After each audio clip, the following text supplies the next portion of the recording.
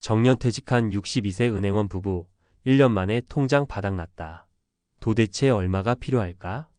평생을 은행에서 일했는데 내 노후는 왜 이렇게 불안할까? 62세의 김영수 씨는 30년 넘게 은행에서 근무한 금융 전문가다. 남들이 보기엔 연금도 받고 퇴직금도 넉넉할 것 같은 직업이었다. 하지만 막상 퇴직을 하고 나니 상황은 전혀 달랐다. 나름 계획을 잘 세웠다고 생각했어요.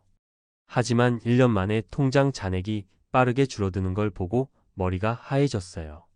김 씨 부부는 은퇴 후에도 지금까지의 생활 수준을 유지하려 했다. 친구들과 어울려 가끔씩 외식도 하고 여행도 다니며 평범한 생활을 꿈꿨다. 하지만 예상치 못한 의료비, 생활비 상승, 자녀들의 갑작스러운 경제적 지원 요청이 겹치면서 퇴직 후 첫 해부터 계획이 크게 흔들렸다. 우리는 흔히 은퇴를 앞두고 노후 자금이 얼마면 충분할까? 라는 고민을 한다. 하지만 숫자로 계산하는 것보다 더 중요한 것이 있다. 바로 은퇴 후의 지출 패턴이 완전히 달라진다는 점을 현실적으로 인식하는 것이다. 퇴직 후에도 월급이 꾸준히 들어오는 게 아니라 쌓아둔 돈에서 매달 꺼내 써야 한다는 것. 그게 생각보다 빠르게 줄어든다는 걸 아는 순간부터 불안감이 밀려오기 시작한다. 그렇다면 도대체 은퇴 후에 얼마가 있어야 안심하고 살 수 있을까? 이 질문에 대한 답을 찾기 위해 은퇴 후 예상보다 빠르게 생활비가 바닥난 3가지 사례를 살펴보자. 사례 1. 연금만 믿었다가 큰일 날 뻔했어요. 63세 공무원 부부의 현실. 박정호 씨 63세는 공무원으로 35년을 일했다. 그는 연금만 있으면 노후는 문제 없다고 믿었다. 매달 250만 원 정도가 연금으로 들어오니까 아내와 둘이 살기에 충분할 거라 생각했다. 하지만 막상 은퇴 후 생활을 시작하니 예상치 못한 지출이 많았다. 건강검진을 받으러 갔다가 추가 검진을 권유받아 150만 원이 들었다. 30년 넘게 살던 아파트의 보일러가 고장나서 400만 원을 지출했다. 아들이 사업을 시작하며 보증금이 부족하다며 500만 원을 빌려달라고 했다. 이렇게 몇 개월 사이에 몇 천만 원이 빠져나갔다. 연금이 있다고 해도 목돈이 필요할 때 쓸 수 있는 비상자금이 없다는 게 얼마나 불안한 일인지 그제야 깨달았다. 박 씨 부부는 결국 연금 외에도 추가적인 수입을 마련하기 위해 소일거리를 찾기 시작했다. 공무원 퇴직 후 다시 알바를 하게 될 줄은 꿈에도 몰랐다. 해결책 연금만 믿지 말고 비상자금 최소 3천만 원 이상과 추가 소득원을 반드시 준비해야 한다. 사례 2. 우리 생활비가 이렇게 많이 나가는 줄 몰랐어요. 62세 대기업 임원의 착각. 이명철 씨 62세는 대기업에서 임원까지 했던 사람이다. 월급도 높았고 퇴직금도 5억 원 정도 받았다. 그래서 은퇴 후에는 편안하게 살 수 있을 줄 알았다. 하지만 막상 은퇴 후 1년이 지나고 보니 남은 돈이 3억도 채 되지 않았다. 매달 부부의 생활비만 450만 원이 나갔다. 보험료, 관리비, 교통비, 자녀 용돈까지 더하면 한 달에 600만 원이 넘었다. 퇴직 후 시간이 많아지니 골프, 여행 같은 취미 생활을 하면서 지출이 생각보다 컸다. 이 씨 부부는 그동안 자신들이 한 달에 얼마나 쓰는지 정확히 파악하지 못했던 것이 가장 큰 문제였다. 은퇴 후에도 예전 소비 습관을 유지하면서 나중에 줄이면 되겠지라고 생각했지만 실제로 줄이는 건 생각보다 어려웠다. 결국 이 씨 부부는 소비 습관을 완전히 바꾸는 것만이 해결책이라는 걸 깨닫고 철저한 예산 관리를 시작했다. 해결책 은퇴 전부터 월 생활비를 정확히 파악하고 최소 30%는 줄이는 훈련을 해야 한다. 사례 3. 자녀를 돕다가 우리 노후가 흔들렸다. 60대 자영업 부부의 현실. 김순자 씨 60세는 남편과 함께 작은 가게를 운영하며 평생 열심히 살아왔다. 은퇴 후에도 노후 자금으로 3억 원 정도를 모아두었고 월세 수입도 100만 원씩 들어왔다. 하지만 몇 년 만에 상황이 완전히 바뀌었다. 결혼한 딸이 갑자기 이혼하면서 집을 구해야 했다. 부모로서 외면할 수 없어 보증금 1억을 보태줬다. 대학생인 막내 아들이 취업이 안 돼 용돈을 계속 보내주게 됐다. 본인도 건강이 나빠져 병원비가 계속 나가면서 저축했던 돈이 빠르게 줄었다. 김 씨는 자식들은 언젠가 독립하겠지라고 생각했지만 현실은 그렇지 않았다. 자녀의 경제적 지원을 계속하다 보니 정작 본인들의 노후가 불안해졌다. 해결책 부모가 자녀에게 도움을 주는 건 좋지만 무조건적인 지원이 아닌 노후를 지킬 수 있는 선을 정해야 한다. 결론 은퇴 후 최소한의 기준을 정해야 한다. 이 세 가지 사례에서 보듯이 은퇴 후 돈이 예상보다 훨씬 빨리 줄어드는 이유는 대부분 비슷하다. 연금만 믿고 있다가 목돈이 필요할 때 해결할 방법이 없고 자신의 소비 습관을 제대로 파악하지 못한 채 과소비를 지속하고 자녀에게 경제적 도움을 주다가 결국 자기 생활까지 흔들린다. 그렇다면 정말 편안한 노후를 위해서는 얼마가 필요할까? 최소 월 30만, 350만 원의 생활비 확보. 적어도 5천만 원 이상의 비상자금 마련. 추가적인 소득원이 있는 것이 가장 안전. 우리는 나중에 조정하면 되겠지라는 안일한 생각을 하기 쉽다. 하지만 은퇴 후엔 변화가 어렵다. 퇴직 전에 소비 패턴을 조정하고 비상자금을 충분히 마련해두는 것이야말로 가장 확실한 노후 준비다. 당신은 지금 당장 은퇴 후의 현실적인 생활비를 점검하고 있는가? 그렇지 않다면 지금부터라도 차근차근 준비해야 한다. 은퇴 후에도 편안한 삶을 살고 싶다면 지금이 바로 계획을 세울 때다. 자녀와의 경제적 거리 두기, 노후를 지키는 부모의 현명한 돈 관리, 자녀에게 휘둘리지 않는 부모 되기 마이너스 재정적 독립을 유지하는 방법. 부모라면 누구나 자녀를 돕고 싶은 마음이 큽니다. 그러나 은퇴 후에도 계속해서 자녀를 경제적으로 지원하다 보면 정작 자신의 노후가 흔들리는 경우가 많습니다. 은퇴한 후에는 더 이상 꾸준한 소득이 발생하지 않기 때문에 자녀에게 지나치게 의존하거나 지원하는 것은 심각한 재정적 위기를 초래할 수 있습니다. 그렇다면 자녀를 돕고 싶으면서도 노후를 지키는 방법은 무엇일까요? 이번 글에서는 자녀와의 건강한 경제적 관계를 유지하는 방법과 실제 사례를 통해 노후를 지키는 부모의 현명한 돈 관리법을 알아보겠습니다. 1. 자녀에게 휘둘리지 않는 부모 되기 마이너스 재정적 독립을 유지하는 방법. 1. 노후 자금을 철저히 분리하라. 가장 중요한 원칙은 자녀 지원금과 노후 생활비를 철저히 분리하는 것입니다. 많은 부모가 은퇴 후에도 자녀에게 생활비를 보태주거나 결혼 비용, 전세 보증금을 지원하다가 자신들의 생활비가 부족해지는 경우가 많습니다. 해결책. 노후 자금과 자녀 지원금 계좌를 따로 관리하세요. 자녀가 경제적 지원을 요청할 경우 본인의 생활비에 영향을 미치지 않는 선에서 결정하세요. 최대 지원 가능 금액을 미리 정해두고 그 이상은 불가능하다는 점을 명확히 하세요. 이 도움은 주되 독립적인 경제관념을 심어줘라. 부모의 무조건적인 지원이 자녀에게 좋은 영향을 주는 것은 아닙니다. 오히려 경제적 독립을 방해하고 계속해서 부모에게 의존하는 습관을 만들 수도 있습니다. 해결책. 자녀가 스스로 경제적인 문제를 해결할 수 있도록 재정 교육을 해주세요. 단순히 돈을 주기보다는 자녀가 자립할 수 있는 방향을 함께 고민하세요. 긴급한 상황이 아니라면 금전적 지원보다는 조언과 격려를 먼저 해주세요. 2. 자녀 지원이 필요할 때 어떻게 선을 그어야 하는가? 많은 부모가 자녀의 요청을 거절하는 것이 어려워합니다. 하지만 무조건적인 지원은 오히려 부모와 자녀 모두에게 독이 될 수 있습니다. 그렇다면 어떤 기준을 정해야 할까요? 1. 긴급 상황과 사치를 구분하라. 자녀가 정말 힘든 상황에서 일시적으로 돕는 것은 가능하지만 사치나 과소비를 위한 지원은 반드시 거절해야 합니다. 현명한 지원 기준. 생활이 어려워 필수적인 지원이 필요할 때 예의료비, 갑작스러운 실직 등 장기적인 자립을 돕기 위한 지원 예학비, 기술 습득을 위한 교육비 등. 하지만 여행 경비, 자동차 구입 비용, 명품 구매 등은 지원하지 않는 것이 원칙입니다. 이 도와줄 수 있는 만큼만 원칙을 정하라. 부모가 경제적으로 힘들어지면 결국 자녀에게 부담이 돌아갑니다. 그러므로 부모 자신의 경제적 상황을 가장 우선시해야 합니다. 도움의 선 긋기 방법. 지원하기 전 내가 이 돈을 줘도 내 노후에는 문제가 없을까? 를 먼저 생각하세요.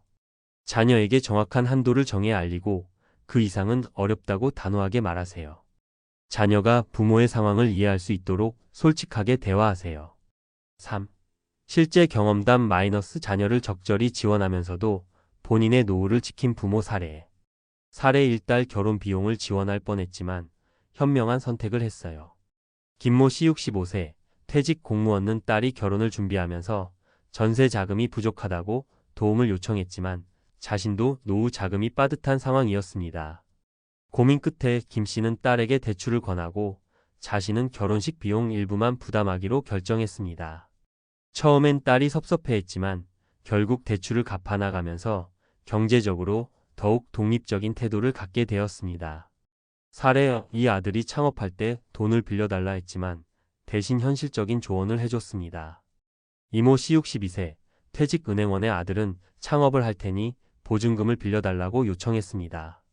하지만 이 씨는 본인의 노후 자금에서 큰 금액을 빼주는 것이 위험하다고 판단했습니다.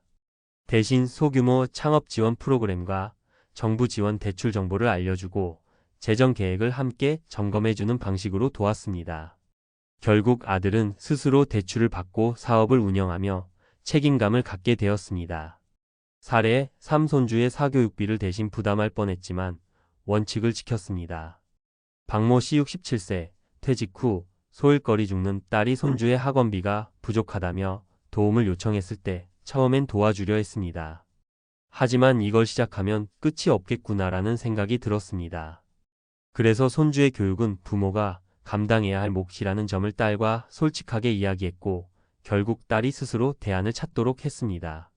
결론, 자녀에게 경제적 독립을 가르치는 것이 진정한 사랑이다.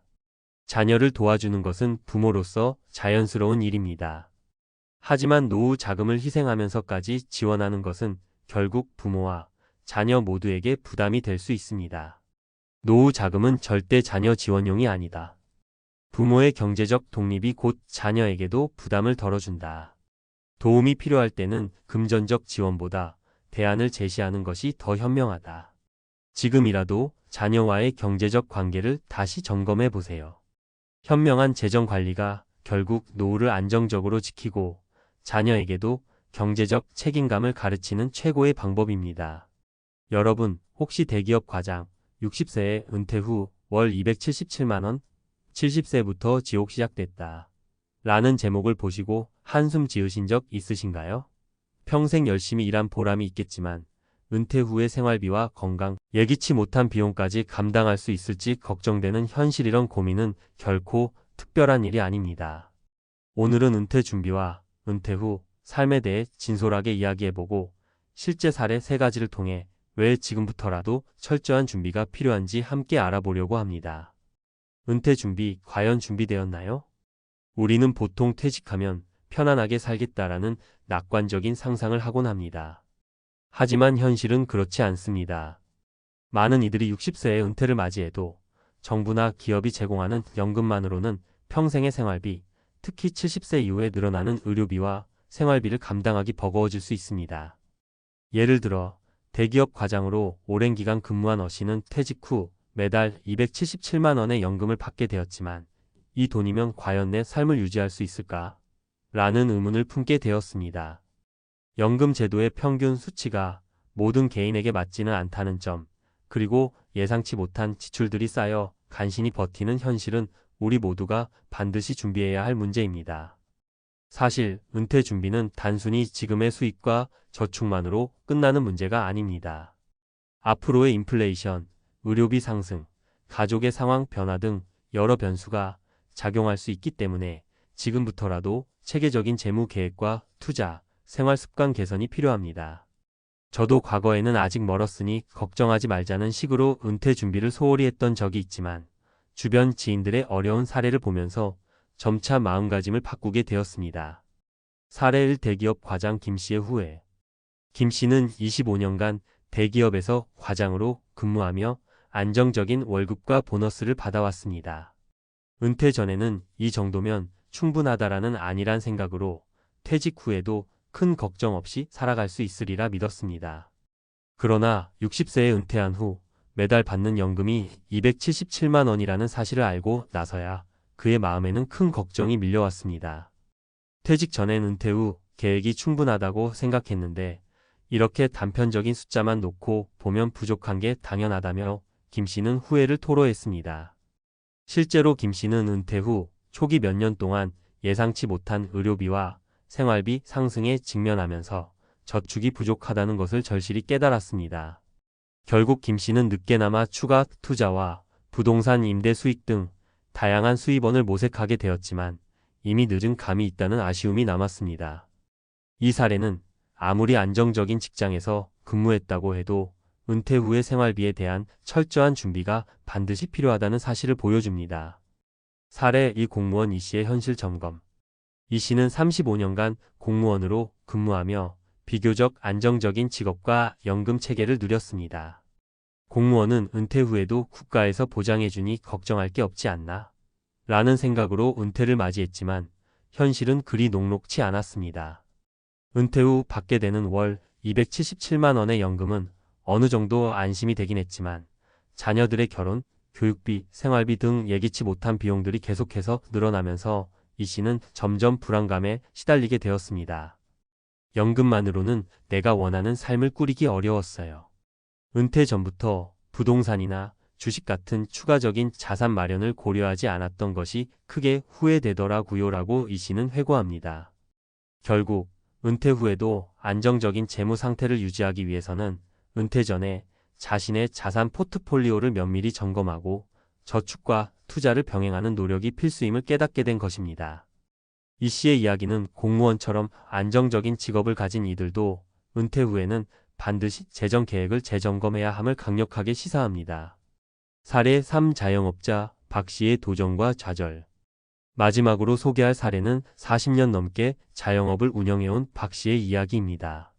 박 씨는 사업을 통해 어느 정도 재산을 축적했다고 생각했지만 사실 은퇴 준비에 있어서는 큰 소홀함이 있었습니다. 사업하면서 계속 바쁘다 보니 은퇴 준비?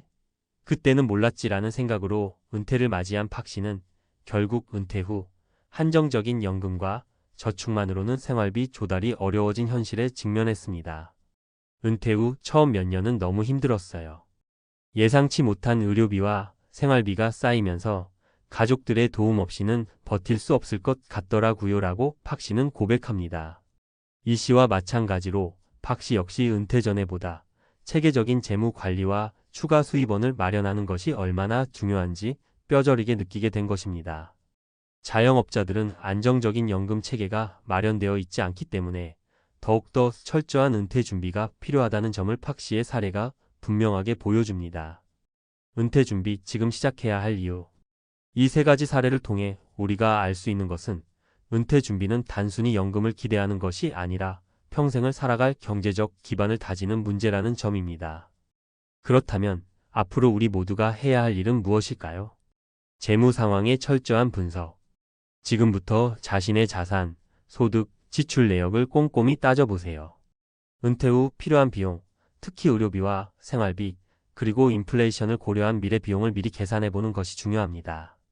다양한 투자 포트폴리오 구축.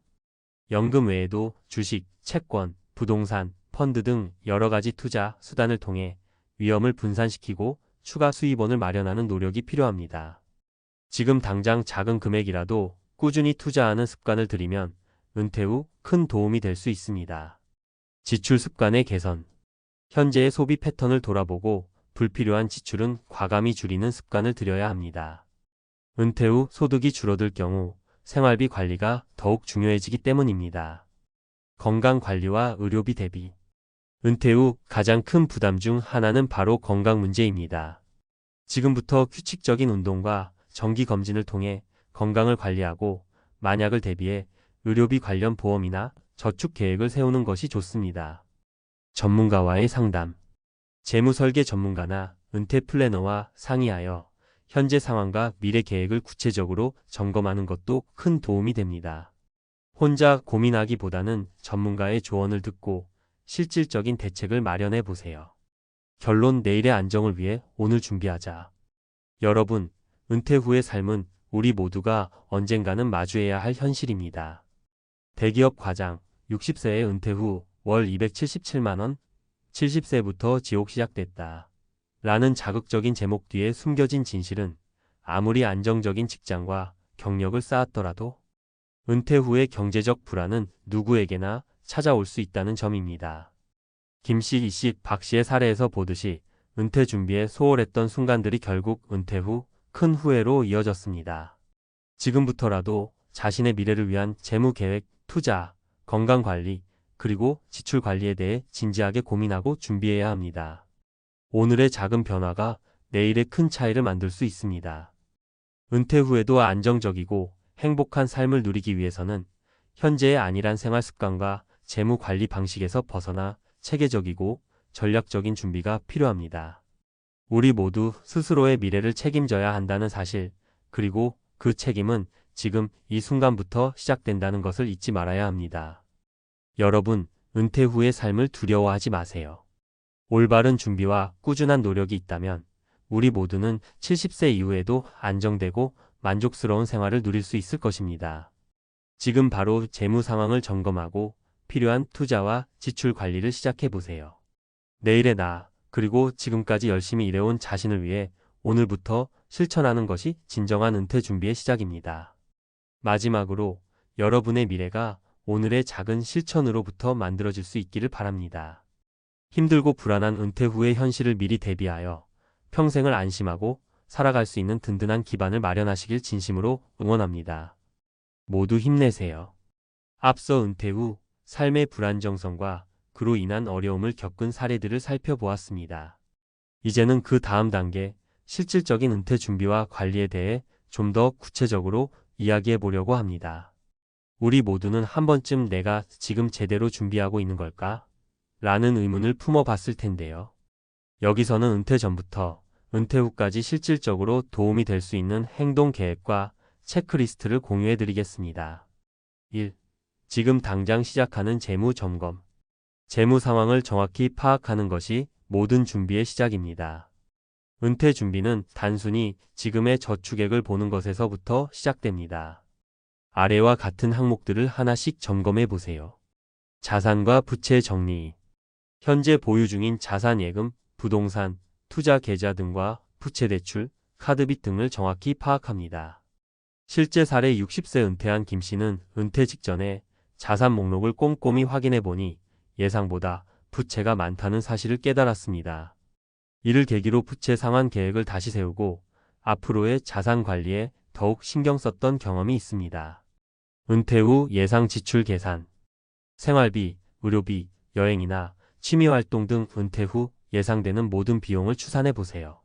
참고 팁 인플레이션을 고려하여 매년 비용이 얼마나 상승할지도 계산에 포함하는 것이 좋습니다. 비상금 마련. 예기치 못한 상황에 대비한 비상금은 필수입니다. 일반적으로 6개월에서 1년치 생활비를 목표로 준비하는 것이 바람직합니다. 2. 다양한 수입원 마련 전략. 연금만으로는 부족할 수 있다면 부수입원을 마련하는 것도 좋은 방법입니다. 은퇴 후에도 안정적인 수입을 유지하기 위해 다음과 같은 방법들을 고려해 보세요. 투자 다각화. 주식, 채권, 부동산, 펀드 등 여러 자산에 분산 투자하여 위험을 줄이는 동시에 수익원을 다각화합니다.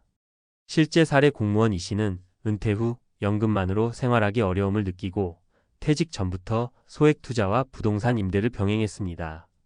초기에는 어려웠지만 시간이 지나면서 안정적인 추가 수입원이 되어 주었습니다. 취미와 연계된 부업. 자신이 즐기는 취미나 관심 분야를 활용하여 소득을 창출하는 것도 좋은 전략입니다. 예를 들어 사진, 요리, 글쓰기 등 다양한 분야에서 프리랜서로 활동할 수 있습니다. 자산 활용. 자신이 소유한 부동산이나 여유 공간을 임대하는 방식도 고려해 볼 만합니다. 은퇴 후에도 꾸준한 임대 수입이 있다면 생활비 부담을 상당히 줄일 수 있습니다. 3. 건강 관리와 미래 대비.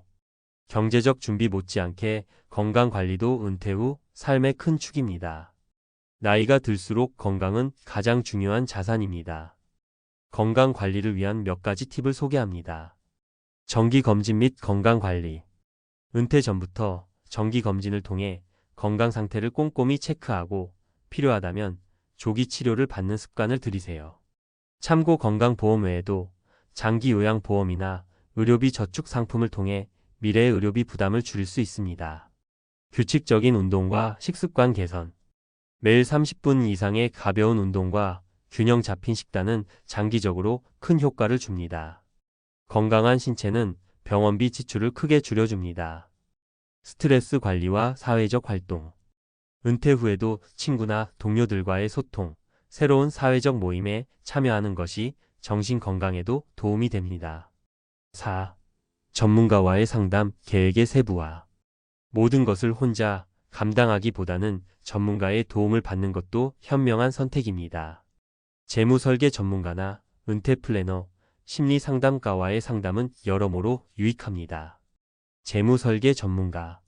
자신의 자산, 투자 계획, 은퇴 후 예상 비용 등을 종합적으로 분석해 줄 수 있는 전문가와 상담하세요.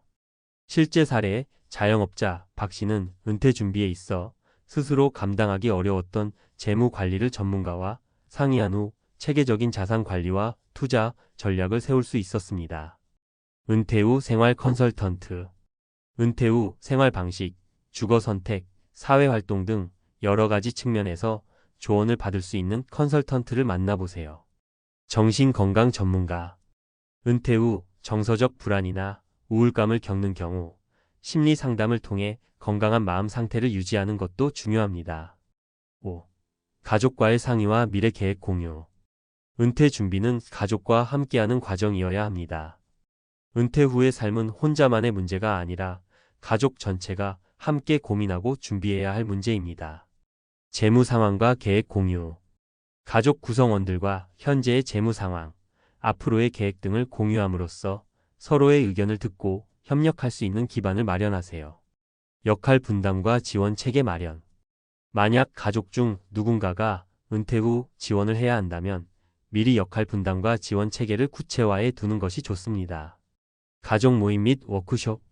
정기적인 가족 모임이나 재무 관련 워크숍을 통해 서로의 준비 상황을 점검하고 최신 정보를 공유하는 것도 큰 도움이 됩니다. 결론, 지금부터의 준비가 내일의 안정을 만듭니다. 우리 모두는 한 번쯤 은퇴 후의 삶에 대해 걱정해 봅니다. 60세 은퇴, 월 277만 원의 연금이면 과연 살아갈 수 있을까? 라는 의문은 단순한 숫자 문제가 아니라 앞으로의 삶 전체를 아우르는 큰 문제입니다. 김 씨, 이 씨, 박 씨의 사례에서 보았듯이 아무리 안정된 직장 생활을 해왔다고 해도 은퇴 후의 삶은 철저한 준비 없이는 불안정해질 수 있습니다. 오늘부터 할 수 있는 일들.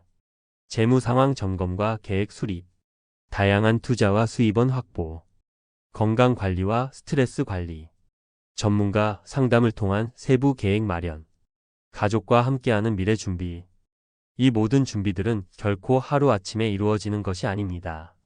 매일 조금씩 꾸준히 실천하는 습관이 쌓여 은퇴 후 안정적인 삶의 초석이 됩니다. 여러분, 지금부터 시작하세요. 미래의 자신을 위한 투자, 그 첫걸음은 오늘의 작은 실천에서부터 비롯됩니다. 이 글이 여러분에게 도움이 되어 불안했던 은퇴 후의 삶 대신 계획적이고 안정적인 미래를 설계하는 계기가 되길 진심으로 바랍니다. 힘들더라도 준비된 내일은 분명 여러분에게 더 큰 희망과 안정을 가져다 줄 것입니다. 아, 드디어 끝났다. 마지막 출근길에 김선호 C62는 그렇게 중얼거렸습니다. 30년 넘게 은행에 다니며 수많은 사람의 통장을 들여다봤고 대출 상담도 수백 건은 넘겼죠. 더 이상 아침 7시에 눈 비비고 출근하지 않아도 된다는 안도감, 사무실 보고서를 쓰지 않아도 된다는 해방감. 그 모든 것이 그날만큼은 감격이었습니다. 그런데요. 3개월이 지나고 그 감격은 막막함으로 바뀌었습니다. 생각보다 할 게 없었습니다. 책을 읽으려 해도 집중이 안 됐고 매일 산책하니 무릎이 시큰거렸습니다.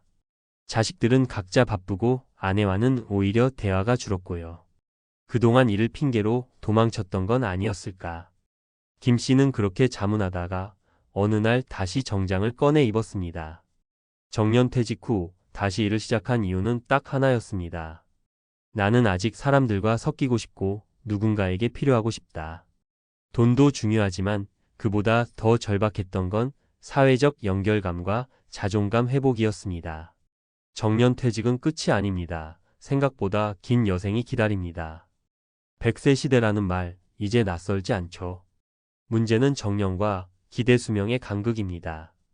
60세에 은퇴하더라도 그 후 3040년을 더 살아야 하는 게 현실입니다. 단지 오래 사는 문제가 아닙니다. 건강하게 살아야 하고 경제적으로도 유지돼야 하며 심리적 고립감에서도 벗어나야 합니다. 실제로 은퇴 후 12년은 쉼의 시기처럼 보이지만 그 후에는 많은 이들이 정체성, 혼란과 무료함을 호소합니다. 그리고 그때부터 다시 일자리를 찾지만 몸과 마음이 이미 준비되지 않은 상태라 실패하는 경우도 많습니다. 그래서 은퇴 후 두 번째 직업을 선택한 사례 3가지. 1. 사람이 그리워서 다시 나왔습니다. 김선호 전 은행 지점장 62세.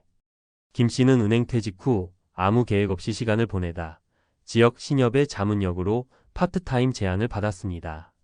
일주일에 3일 하루 4시간 근무. 급여는 많지 않지만 매일 아침 이유 있게 일어날 수 있고 고객 상담에서 여전히 본인의 노하우가 통하고 무엇보다 사회 속에 있다는 감각이 좋았다고 합니다.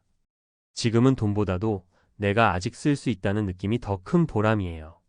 그가 말하길 퇴직 후 삶에서 가장 중요한 건 역할감이라고 했습니다. 2. 퇴직 후에도 공부합니다. 박영숙 전 중학교 교감 61세. 박 교감은 정년 후 일절 쉬지 않고 평생교육원 강사가 되었습니다. 교직 시절 쌓은 경험을 살려 시니어 대상 인문학 수업을 진행합니다. 학생 대신 이제는 60대 수강생들을 가르치죠. 서로 인생 이야기를 나누고 같이 책을 읽어요. 그녀는 정년 후에도 무언가를 나누는 삶이 자신에게 가장 자연스러웠다고 말합니다. 이전보다 수입은 줄었지만 자아실현과 보람은 오히려 커졌다고 하네요. 퇴직 이후에도 지식과 경험을 나누는 직업은 정서적 안정에 큰 도움이 됩니다. 3. 몸 쓰는 일 나쁘지 않더라고요. 이광철 전 대기업 사원 59세. 반면 대기업 영업직으로 정년까지 달려온 이광철 씨는 60세가 되기 전에 물류센터에서 근무를 시작했습니다. 생각보다 힘들진 않아요. 오히려 땀 흘리고 나면 개운하죠. 물론 주변에선 왜 그런 일을 하냐는 시선도 있었지만 그는 규칙적인 생활, 일한 만큼의 수입, 소속감 이 3가지를 손에 꼽습니다. 가끔 내가 뭘 하고 있나 싶을 때도 있죠.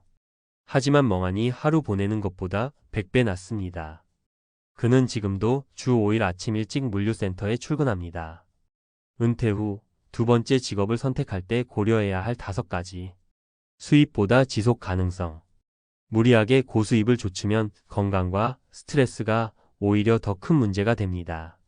내 체력과 감정, 가족 상황을 고려해 일의 양과 종류를 정해야 합니다. 자존감을 지킬 수 있는 일인가? 단순히 일하는 것만이 아니라 나의 경험과 정체성이 활용되는 일인지 확인하세요. 사회적 연결 유지. 사람들과의 관계는 은퇴 후 외로움을 막아주는 최고의 백신입니다. 업무 시간과 자유의 균형. 주 23일 파트타임이나 시간제 근무부터 고려해 보세요. 처음부터 무리할 필요는 없습니다. 일로 나중에 후회하지 않겠는가 자문해 보기. 삶의 질을 높이는 일인가 아니면 잠깐의 회피인가. 자신에게 솔직해야 합니다. 결론 은퇴 후에도 쓸모있는 나를 만들기 위한 선택. 김선호 씨가 말했습니다. 은행에서 나왔지만 난 아직 나를 필요로 하는 곳이 있다는 걸 알았어요. 그게 사람을 다시 일으키는 힘입니다. 정년은 단지 회사에서의 역할이 끝났다는 신호일 뿐입니다. 인생의 두 번째 막이 시작되는 순간이기도 하죠. 지금 그저 쉬는 삶이 무료하게 느껴진다면, 다시 일하는 삶이 두렵게 느껴진다면 한 번쯤 이렇게 물어보세요. 나는 아직 누군가에게 필요할 수 있는 사람인가? 그리고 그 대답이 예라면 지금이 바로 당신의 두 번째 직업을 시작할 때입니다. 전문가가 말하는 은퇴 후 일자리 전략. 노후 설계 전문가이자 고령사회연구소 소장인 박형준 박사는 이렇게 말합니다. 은퇴 후 재취업은 단순한 수입 문제가 아닙니다. 그보다 중요한 건 정체성 회복, 삶의 의미, 그리고 일상을 설계하는 능력입니다. 그에 따르면 은퇴자들이 가장 흔하게 겪는 실수는 아래와 같습니다. 흔한 실수 쉬다가 나중에 천천히 알아보자. 많은 이들이 지금은 좀 쉬자며 시간을 보냅니다. 하지만 6개월, 1년이 지나면 몸도 마음도 다시 일할 준비가 안 돼버리는 경우가 많습니다. 재취업 시장은 생각보다 냉정하며 공백기가 길어질수록 기회는 줄어듭니다. 전문가 조언. 퇴직 전 6개월부터는 미리 탐색을 시작하라. 너무 늦으면 기회도 줄고 자신감도 떨어진다. 흔한 실수 돈 많이 주는 일로 다시 시작해야지. 정년 후에 재취업을 현역 때와 동일한 수준의 경제활동으로 착각하는 경우도 있습니다. 그러나 고소득 직업은 체력 소모가 크거나 스트레스가 극심한 경우가 많고 이로 인해 오히려 건강을 잃는 사례도 많습니다. 전문가 조언. 은퇴 후 수입은 생계 보완 개념으로 접근하라. 무리한 욕심은 더 큰 손해를 부른다. 흔한 실수 경험 있는 분야만 해야지. 김선호 씨처럼 본인의 경력을 살리는 경우도 있지만 오히려 새로운 분야를 택해 더 만족하는 사람들도 많습니다.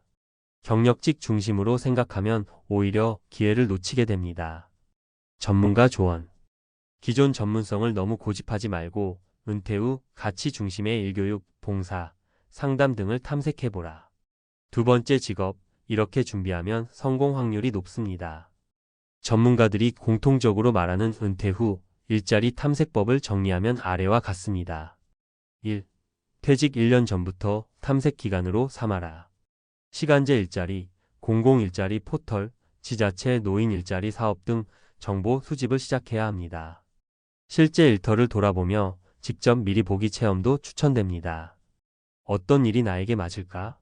보다는 일하면서 어떤 감정을 느끼고 싶은가? 를 기준으로 보는 것이 더 정확합니다. 2. 이력서보다 중요한 건 소통 능력. 정년 후 채용에서 가장 중요하게 보는 건 경력이 아니라 신뢰감과 유연한 소통 능력입니다.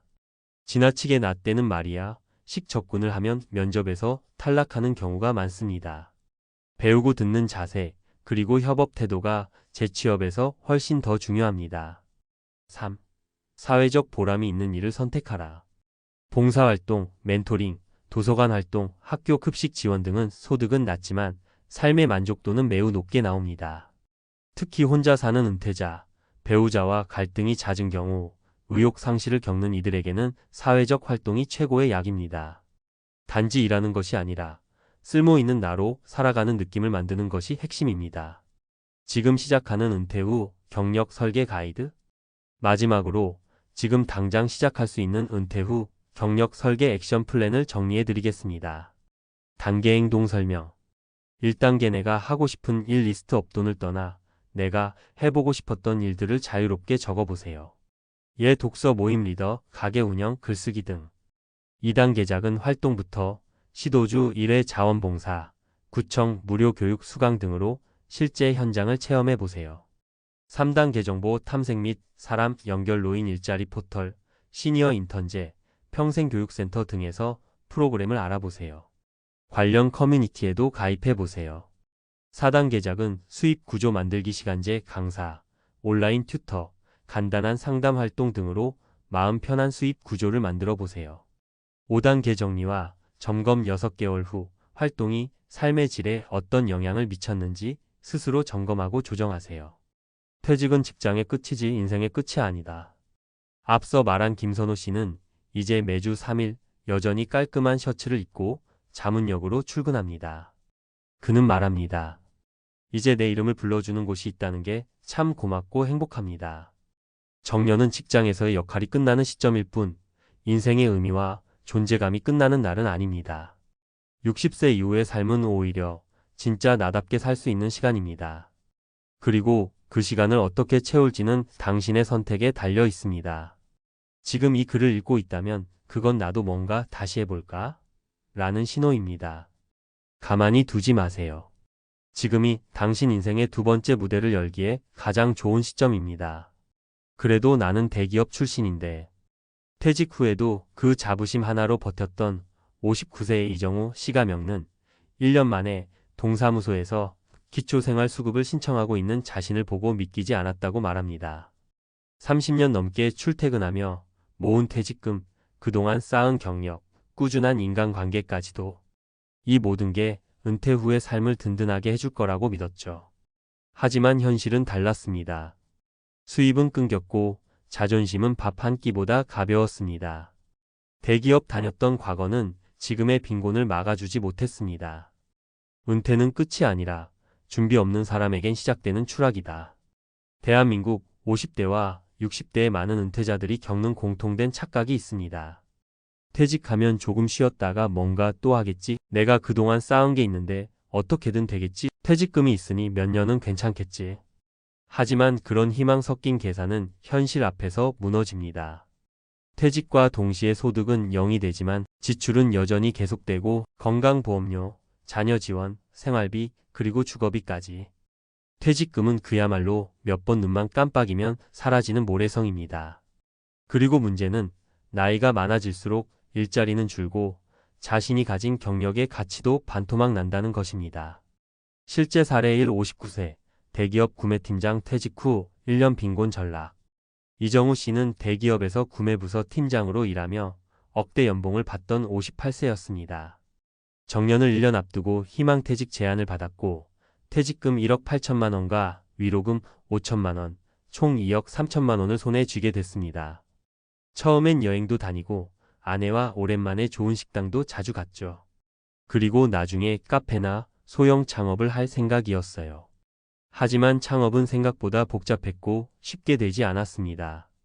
몇 달을 망설이는 사이 생활비로 6천만 원이 날아갔고 주식에 투자한 5천만 원은 반토막 났습니다. 무서웠어요. 매달 고정 지출은 300만 원이 넘는데 들어오는 돈이 없다는 게. 결국 1년이 되기도 전에 잔고는 3천만 원 미만, 신용카드 연체까지 겹쳐 그는 기초생활수급 대상자 심사를 받게 됐습니다. 실제 사례 이 60세 명예퇴직 후 자영업 도전 폐업 고시원. 김진수 씨가 겪는 60세의 정년퇴직 후 퇴직금을 털어 닭강정 전문점을 열었습니다. 하지만 배달앱 수수료, 물가 상승, 경쟁 심화로 가게는 6개월 만에 폐업. 퇴직금은 이미 인테리어와 권리금으로 사라진 뒤였습니다. 그는 말합니다. 난 장사랑 안 맞더라고요. 그런데 이미 퇴로가 없었어요. 사업 실패 후 연체된 카드값을 감당 못해 결국 신용불량자. 지금은 월 30만 원짜리 고시원에서 생계형 일용직을 전전하며 사는 중입니다. 실제 사례 3. 58세 건물 한 채의 환상에 속은 은퇴자. 박영민 씨가 겪는 58세의 퇴직 후 작은 다가구 주택을 사서 월세로 노후를 대비하려 했습니다. 문제는 건물 구입 당시 대출 비율이 높았다는 점. 총 5억 건물 중 3억을 대출로 메꿨고 월세 200만 원이 들어와도 이자와 원금 상환에 180만 원이 나갔습니다. 건물주인데 왜 이리 쪼들리냐고요? 남는 게 없어요. 관리비도 직접 내야 하고 공실 생기면 바로 마이너스예요. 결국 그는 건물을 헐값에 넘기고 지금은 자신도 전세로 거주 중입니다. 내가 왜 그렇게 무리했는지 지금은 이해가 안 돼요. 은퇴 후 빈곤을 피하려면 반드시 준비해야 할 3가지. 1. 퇴직금은 자산이 아니라 소득 대체 자원입니다. 퇴직금을 자산으로 생각하면 지출에 관대해집니다. 하지만 퇴직금은 소득 없는 은퇴 기간 동안 나눠 써야 할 생활비입니다. 예 2억 원 퇴직금을 20년간 쓴다고 가정하면 연간 1천만 원, 월 83만 원이 전부입니다. 2. 은퇴 전 현금 흐름 구조를 만들어야 합니다. 가장 이상적인 건 은퇴 전부터 소규모 임대 수익, 배당 수익, 부업 소득을 만드는 겁니다. 소액이라도 매달 들어오는 수입이 있어야 마음이 무너지지 않습니다. 예 ETF 배당으로 월 30만 원, 작은 주택 임대소득 20만 원, 부업 30만 원, 총 월 80만 원 연금 외에 수입으로 심리적 안정감 확보. 3. 소비 습관과 자존심을 내려놓아야 합니다. 대기업 출신이라는 자부심은 은퇴 후 가장 무서운 장애물일 수 있습니다. 체면에 맞지 않는 일, 허름한 옷, 싸구려, 음식이 아닌 생존을 위한 전환이 필요합니다. 공공 일자리, 경로일, 재교육 등도 새로운 삶의 일부로 받아들여야 합니다. 마무리 은퇴 후 추락하는 삶은 남의 이야기가 아닙니다. 우리는 대기업 출신이라도 억대 연봉을 받았더라도 준비가 없으면 은퇴 후엔 누구나 빈곤층으로 떨어질 수 있습니다. 퇴직은 끝이 아니라 준비 없는 사람에게 인생의 가장 혹독한 시작점이 됩니다. 지금 이 글을 읽고 계시다면 아직 늦지 않았습니다. 퇴직 전이라면 더더욱 퇴직 후라도 지금부터 다시 짜야 합니다. 진짜 은퇴 준비는 돈보다 현실을 직시하는 용기에서부터 시작됩니다. 전문가 시선. 대기업 퇴직자의 빈곤 전락, 남의 일이 아닙니다. 은퇴 후 삶을 안정적으로 설계하기 위한 현실 점검과 대응 전략. 1. 문제의 출발점 퇴직, 소득 단절이라는 구조적 현실. 대기업, 공기업, 전문직 등 안정적인 직장에 오래 다닌 사람일수록 퇴직 후 빈곤 리스크에 더 취약합니다. 이유는 다음과 같습니다. 고소득 구조에 익숙해져 생활비 고정 지출이 큼. 자산에 대한 과신 예 퇴직금 부동산 수익 등. 사회적 자존심으로 인한 체면 유지 지출. 나중에 뭘 하겠다는 막연한 계획. 노동시장 재진입이 어려운 나이 55세 이후 구직률 급감. 퇴직과 동시에 발생하는 가장 큰 위험 요소는 정기소득의 단절입니다. 하지만 대부분 퇴직금을 일시금으로 수령해 지출이 집중되고 계획 없는 소비로 이어지는 경우가 많습니다. 2. 실제 사례에서 본 구조적 실패 유형. 사례 1. 퇴직금 과소비 소득 대체 수단 없음. 59세 대기업 팀장 출신. 퇴직 후 초기 6개월간 여행 외식 등 소비 집중. 소득 없음에도 매달 300만 원 이상 지출 유지. 1년 내 생활비 부족, 기초생활보장제도 신청. 사례 2. 창업 실패 부채 증가. 60세 명예퇴직 후 자영업 시도 치킨집. 사업 이해 부족, 경쟁 심화, 고정비 과다. 6개월 만에 폐업 퇴직금 전액 소진 부채. 고시원 생활로 전락, 생계형 일용직 전전. 사례 3. 임대수익 과신 고정 지출 과다. 퇴직금 대출로 소형 다가구 주택 매입. 월세 수익보다 이자 유지비 더 커서 실질 마이너스. 공실 발생 시 즉시 적자, 결국 건물 매각. 자신도 다시 전세살이로 전환. 3. 전문가, 조언 은퇴 전에 반드시 점검해야 할 3가지. 1. 퇴직금은 자산이 아닌 연금처럼 나눠 써야 합니다. 예 퇴직금 2억 원 20년 분할 사용 시 연 1천만 원 수준. 월 지출이 20만 300만 원인 경우 소득 대체율 극히 낮음. 은퇴 후 생애 설계에서 가장 먼저 필요한 것은 현금 흐름 계획입니다. 이 소득 대체 수단을 퇴직 전부터 구축해야 합니다. 수익형 자산의 3가지 기준. 지속성 한번 설정하면 꾸준히 들어오는 구조. 안정성 시장 상황에 덜 휘둘리는 유형. 세금 효율성 건강보험료 등 부수적 영향 고려. 예시. 월세 소득 사업자 등록 여부와 건강보험료 영향 분석 필요. 배당소득, 금융소득 종합과세 초과 여부 고려. 공공일자리 재택근무 디지털 부업 등 소득원 다변화. 3. 생활비 구조를 미리 조정해야 합니다. 고정비 점검 보험료, 통신비, 차량 유지비, 외식비 등. 은퇴 전 가계 지출 습관이 은퇴 후 생존력을 결정합니다. 은퇴 직후부터 소비를 줄이는 것은 심리적 저항이 커지므로 은퇴 전 23년간 예행 연습 형태의 소비 구조 전환이 바람직. 4. 은퇴 후 빈곤을 막는 핵심 전략 요약. 준비 항목 설명 리스크 방지 효과. 퇴직금 관리 장기 분할 계획 수립 단기 소진 방지. 소득원 분산 배당임 대부업 연금 등 구성현금 흐름 유지.